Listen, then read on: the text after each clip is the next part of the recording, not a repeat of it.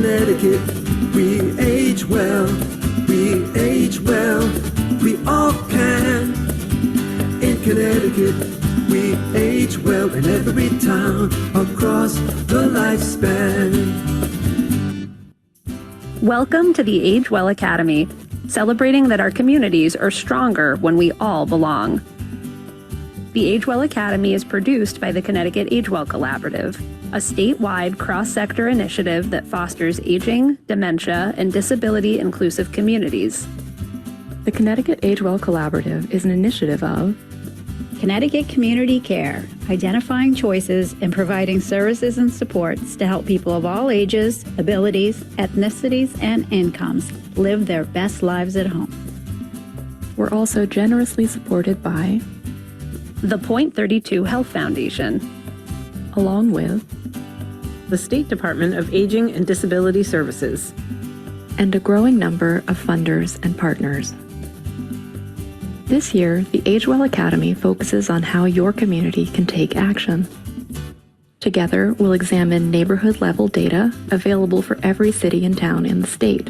We'll explore how local governments and community residents can build bridges to co-create more vibrant, accessible communities. We'll journey inward, examining our own minds and hearts as we work together to dismantle ageism, and we'll uplift amazing, inclusive places right here in Connecticut. Welcome to the Age Well Academy. Welcome, everyone. My name is Karen Green, the Network and Operations Coordinator for the Connecticut Age Well Collaborative. In alignment with our commitment to emphasize access, equity, and inclusion, we're modeling best practices for a virtual presentation. We have enabled closed captions. We will be describing images and other visual content that's displayed to assist anyone with a visual or cognitive disability.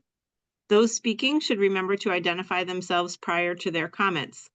And wherever possible, we have used a minimum font size of 22 in our slides. A link to the recording and any links shared today will be made available to attendees. If you need materials in a particular format, please let us know.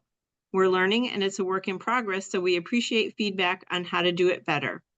If you want more information on creating and presenting in an accessible format, please contact us at ctagewell@ctcommunitycare.org. And now it's my pleasure to introduce Alyssa Norwood, the Director of the Connecticut Age Well Collaborative. Hi, everyone. Welcome. I'm so glad you're here. Thank you so much for making time and space in your day to learn more about data. And whoever you are, data probably elicits some feelings for you, right? I don't know how you felt about math in school, whether you're here with excitement, whether you're here with trepidation. But regardless, I'm really excited to share about this incredible resource that we have here in Connecticut, because regardless of how you feel, data is really about wholeness, because we all receive information differently. Some of us through storytelling, some of us through visual art, and for some of us, numbers are really important. So I'm excited that you're here and empowered to be able to tell a holistic story to whoever it is that you're educating or advocating to around the importance of making sure that we have communities that support us across the lifespan. If you're here, you probably already know us, and thank you for your support and partnership and working with us. But for those who might be here for the first time, the Connecticut Age Well Collaborative is an initiative that's working in partnership with town governments to create inclusive and accessible communities across the lifespan. And particularly as we all move through this journey of aging and into older adulthood, we're nested within an initiative of Connecticut Community Care, which has been leading the way for over 4 decades now in helping people live their best lives at home with support and services and connections to loved ones right in community through care management services. And they view our work as a critical partner to make sure that people thrive and live their best lives, not just at home, but in the broader context of community. And the way the Connecticut Age Well Collaborative does its work is multifold. This is beyond the scope of today's presentation, but we'll touch on our various initiatives throughout the year. But for those who aren't aware, on our website, we have a conversation guide available. It's a great way if you're just starting to get your feet wet to begin having critical conversations about what it is to live in a changing mind and body, and for all of us to have some self-honesty around some internalized thoughts and biases we might have. In that regard, if you're interested in going deeper, we have a 2.5-hour workshop called a Daring Dialogue that some of you might have participated in. We wrote a book called A Kid's Book About Ageism that's meant to spark conversations across the lifespan. And we have a 1-year deep dive engagement program that's available to municipalities, and you can sign up for it now. Applications are open, called the Community Leaders Fellowship Program. And all of this is in service to our broader goal of building bridges between local governments and older adults in community with lived experience who together, through a co-creative process, can work to dismantle ageism. So that's the bigger container, but today we're talking about data and empowering communities with data, and I'm now going to turn over presentation. So Margie, take it away. Thanks so much, Alyssa. And good afternoon, everyone. I'm excited to join all of you for this Age Well Academy webinar. My name is Margie Gerontology. I'm with the Department of Aging and Disability Services. I'm the manager of the Bureau of Aging. And our department's mission is to maximize opportunities for the independence and well-being of people with disabilities and older adults in Connecticut. And through our programs, our Bureau supports older adults as they can live longer, healthier lives. We do have a state plan that we actively implement, and healthy aging is one of our 3 state plan goals as we look to provide older adults with prevention and wellness opportunities. I do want to share that I've been honored to be part of the Connecticut Age Well Collaborative since it started so many years ago. And the collaborative serves as a bridge connecting state and local government in fostering aging and disability inclusive communities, as Alyssa shared.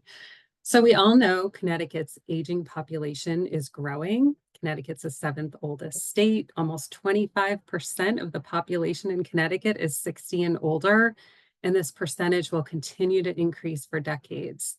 And Connecticut's older adults are more diverse, educated, and resilient than ever before. And really, longevity is our success story. There's so much opportunity for us here. Our aging residents are a vital resource. And there are challenges too. For example, older adults are at risk of health issues like chronic conditions and maybe at risk of social isolation. And recognizing that every community has their own challenges is just as important as recognizing the strengths that each has. So as Alyssa talked about, data. We need data to tell us about the older adults living in each of our cities and towns and to show us where the strengths and needs are. And back in 2021, the Connecticut Healthy Aging Data Report was released and was a first of its kind resource. And Connecticut was originally one of only 4 states in the nation with anything like it at the time. And of course, those other states were the New England states, Massachusetts, New Hampshire, and Rhode Island. So we were thrilled to be able to support the rollout of the 2021 report. And 4 years later, we're back again to thank the research team at the University of Massachusetts, Boston, and to support Age Well in highlighting this one-of-a-kind report. And back in 2021, the UMass team came up with a comprehensive report that provides data on the health of older adults across Connecticut, including individual profiles for each community. And that's what makes this report unique. It's a tool with data at the local level, so you have a picture of your community's profile, including ages, living arrangements, health status. This is a level of data that we did not have before. And with this picture, residents can understand the strengths and needs of their own cities and communities. If your community is doing a strategic planning or a community assessment, like a needs assessment, the data from this report can be incorporated into these efforts.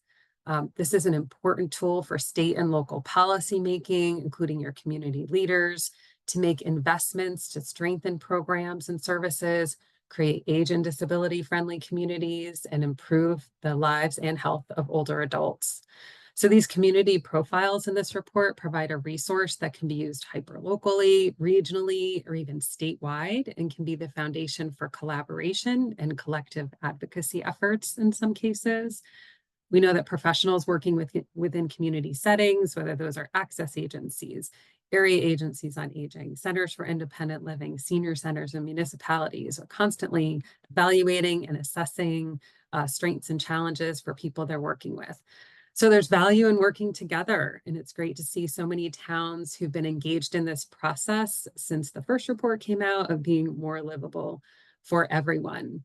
And just recently, the Bureau of Aging supported an inventory project with the Connecticut Commission on Women, Children, Seniors, Equity, and Opportunity in order to identify local commissions on aging and other aging-focused groups that support programs and policies for older residents. So these volunteers can help to marry the data with storytelling when advocating for and on behalf of residents within their communities. So we are so excited for this new updated report for 2025. We appreciate that this report has and will be used in a variety of ways for the benefit of all here in Connecticut. And a thank you to Age Well Collaborative for the work in highlighting the opportunities that can come from taking the numbers in this report, pairing those with storytelling to make dynamic and helpful changes within and across the state. So I'll turn it back to you, Alyssa. Thanks so much, Margie, and for the state's leadership in this space. So we're thrilled to let you know, Margie, you set the stage so beautifully for all the work that happened leading up to the release of the 2021 report. So now we have the 2025 report, and we'll share some key highlights and then have a little interactive opportunity for you to dig into data for your own community.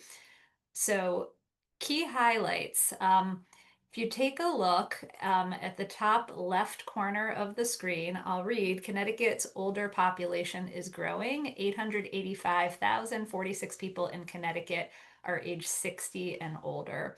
So just to give you some comparative context, in 2021, that was 23% of the state's population, and now it's 24.5%. So almost 1 in 4 Connecticut residents is age 60 and older. And then at the 65-year-old threshold, currently 17.4% of the population, so almost a fifth, is age 65 and older, compared to 16.4% a few years ago. So it's not just that older adults are growing, as often happens with population modeling in absolute numbers, but as a proportion of the population.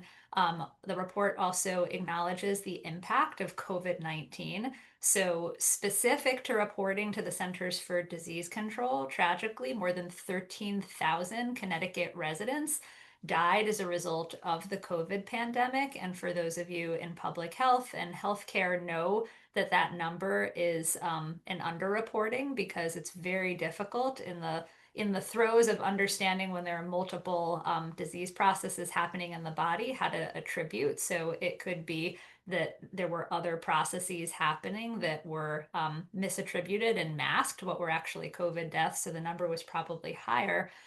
Also important to note, 13.4% of the age 65 and older population are veterans of military service. So there are obvious policy implications as that population receives a lot of its care through the VA system. So just being aware that that proportion of the population is increasing at a time that federal resources are under threat.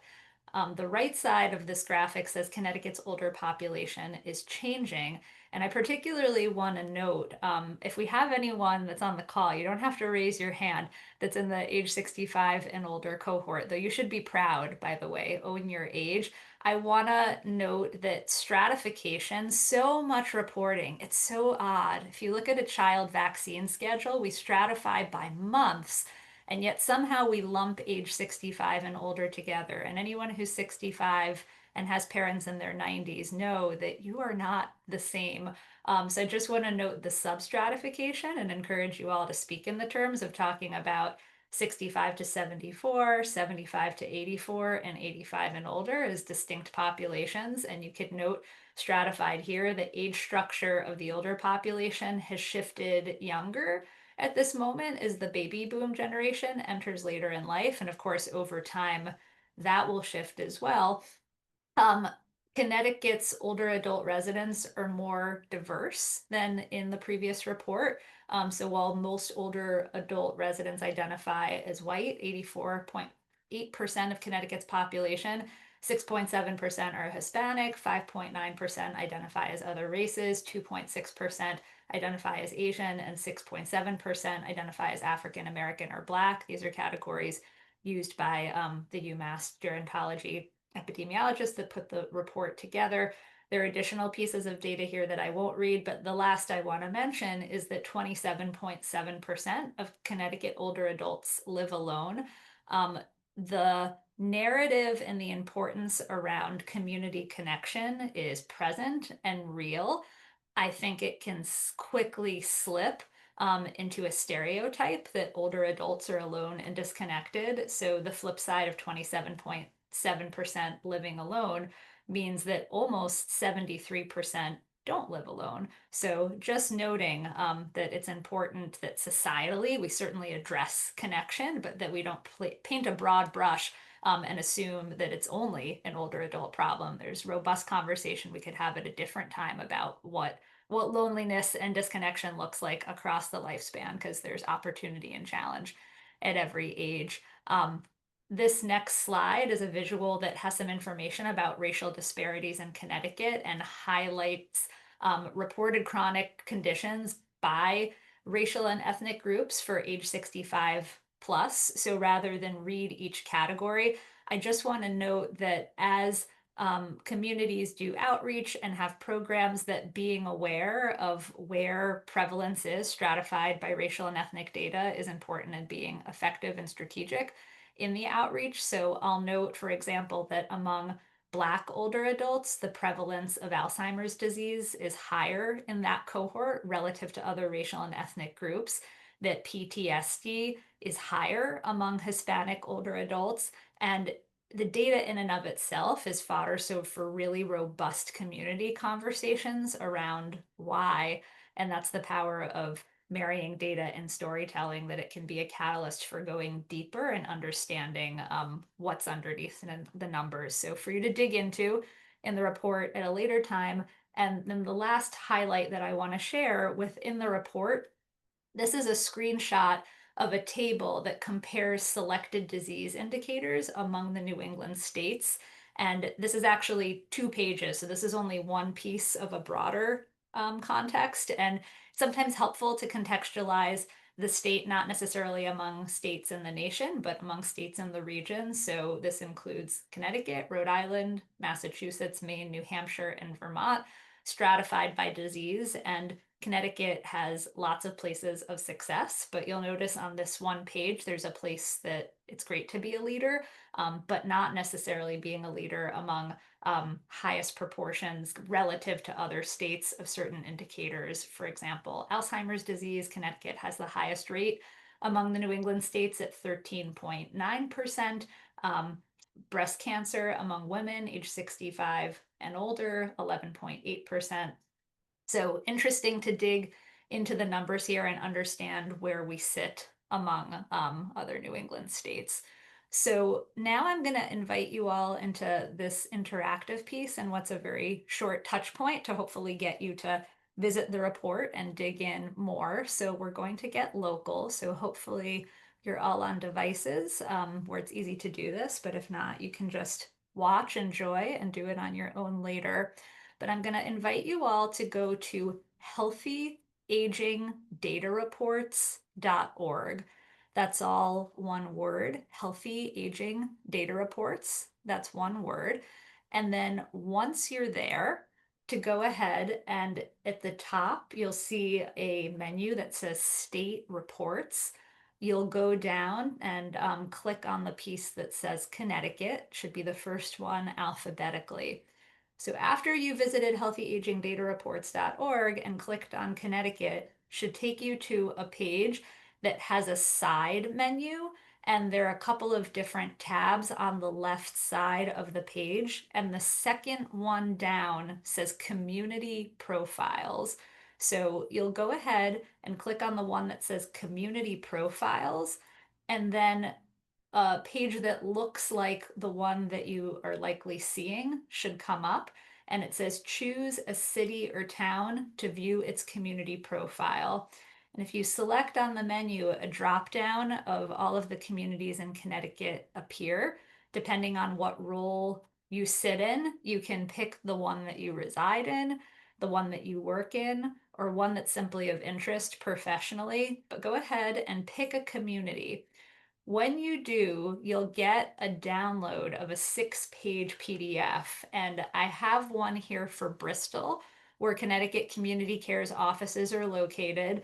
The font size is not intended to be readable, but I just wanted you to get a visual of what a full report looks like. So 6 pages long with categories related to population characteristics, to social determinants of health, and to a variety of different health outcomes, all that have the community-based estimate compared to the state-based estimate, and then have a notation where there's some significant difference between the community and the state. So it's a way to see not just absolute numbers, but to put your community in a context with some technical notes at the back. So I'll let you all go through the process of identifying your report. And then once you have it, I'd like you to take maybe 3 minutes or so to take a look, give it an initial skim, and some framing questions I have for you are: what's one indicator where your chosen community is performing better than the state as a whole? What's one indicator where there's potential room for improvement? And then on the basis of that look, what's something that surprised you?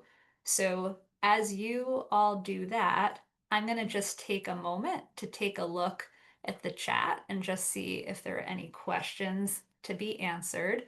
So I'll note, yes, the recording of this webinar will be available. It will be posted on our YouTube channel. And if you subscribe to our e-news, it'll be available there. And hopefully you all now have access to the report. Thanks, Claire, for putting that information in. And I just want to lift up a comment from Claire Cote, also at the State Department of Aging and Disability Services, that says social drivers and inequities within and across systems have so much to do with these differences. So with the time that we have, I'm just going to momentarily stop the share so we can all see each other and we're an intimate enough group. I know folks all have screens off, but I wonder if there's anyone that in your inquiry has something that they'd like to share.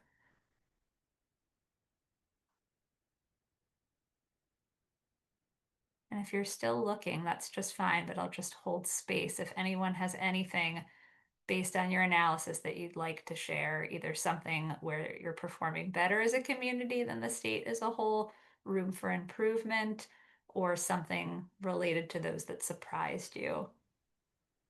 May I unmute? Because I just did. Is that appropriate, Yes. Alyssa? Cool. Perfect. Well This done. is Claire. I appreciate the shout out. I looked at the profile for my hometown of Farmington.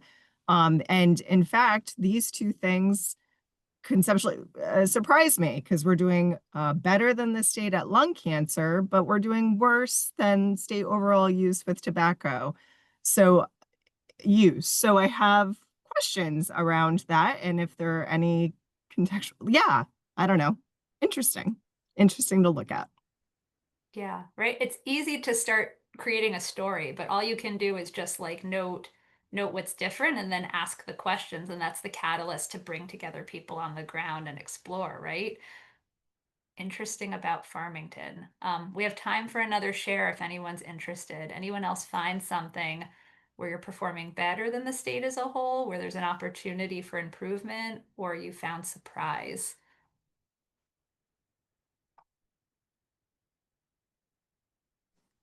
Hi, Alyssa. This is Cindy Hyland. I'm in Hamden, and I'm just blown away that I see 2 Bs where we're doing better and 16 Ws. So I'm surprised and a little dismayed by looking at the data here. Yeah. Yeah, it's the first step to awareness, right? We can't address what we don't know. So wonderful that you know now, and that you don't own all of that, right? That you use your connections to influencers and change makers and that you work together. But thank you for noting that about Hamden. Thank you. If anyone wants, we have time for one more share.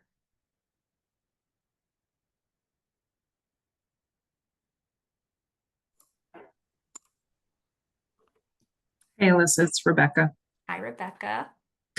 I was curious because I'm in Wallingford and I know that some of our metrics get skewed because we have a large Masonic care facility and assisted living facility in town.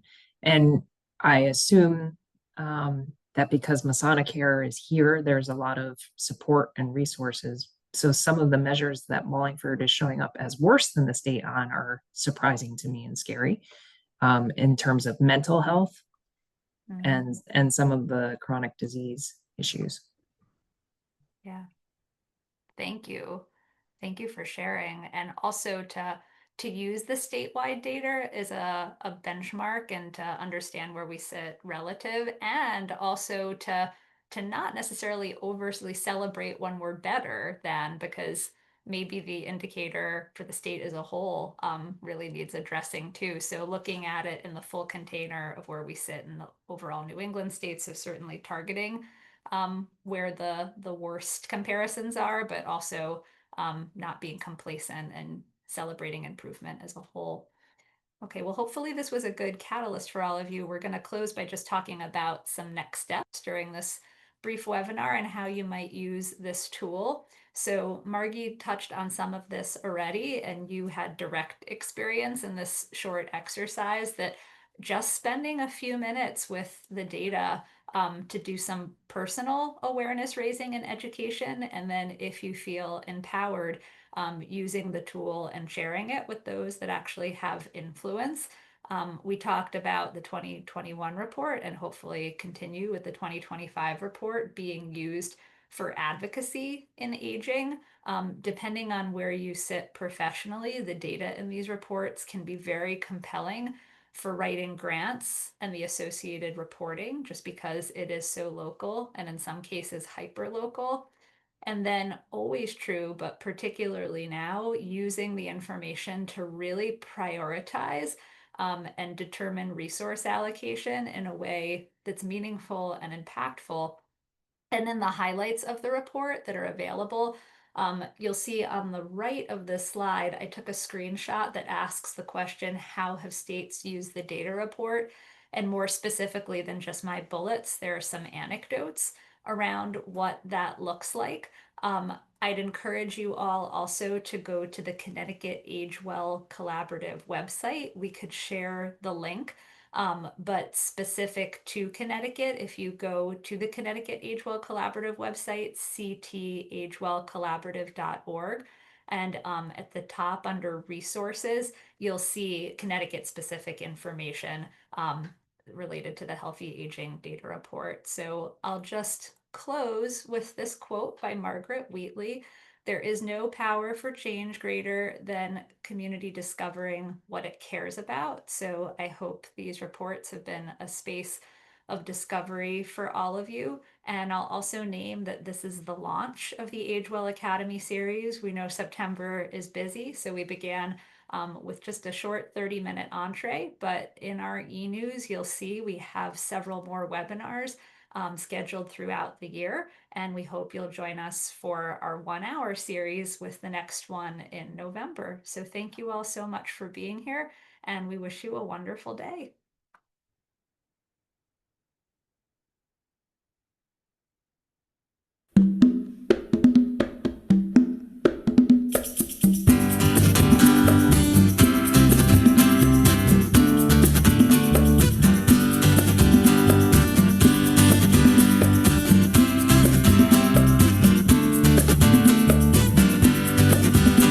Connecticut, we age well, we age well, we all Connecticut, we age well in every town across the lifespan. We all gather wisdom in our open hearts, growing stronger when we all belong. Opportunity in community, including everyone, is where it starts. In Connecticut, we age well, we age well, we all can. In Connecticut, we age well in every town across the lifespan. Got complete streets we can get around, housing choice and public space abound. Join our progress toward equity, deep connection and inclusivity. Visioning the future, we listen and we learn. Let's go where we grow all life long. When we feel seen, you know we're shining bright. When we honor choice, we know we're living right. Follow all to chart systems change, to make places we can thrive. We'll plan and zone together. Dance here every season is good, it's so good, good to be alive. In Connecticut, we age well, we age well, we all can. In Connecticut, we age well in every town across the lifespan. In Connecticut, we age well, we age well, we all can. In Connecticut,